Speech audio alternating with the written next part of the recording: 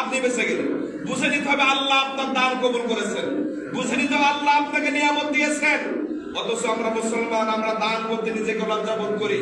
সূরা বাকারার ভিতরে আল্লাহ পাক রব্বুল আলামিন বলেছেন, সূরা বাকারার ভিতরে আল্লাহ বলেছেন যে শয়তান তোমাদেরকে দান করতে নিষেধ করবে। শয়তান তোমাদেরকে বলবে তোমরা দান করো না, এই দান করলে তোমাদের অর্থ কমে যাবে।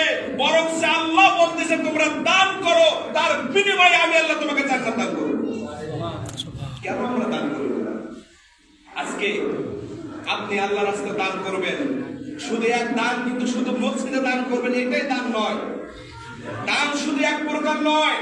আপনি মসজিদে দান করবেন এটাও দান, আপনি মাদ্রাসায় দান করবেন সেটাও দান, আপনি ফকির ফকিরানিকে দান করবেন সেটাও দান, আপনি রাস্তা নির্মাণ করবেন সেটাও দান, আপনি একটা গাছ রোপণ করবেন সেটাও দান।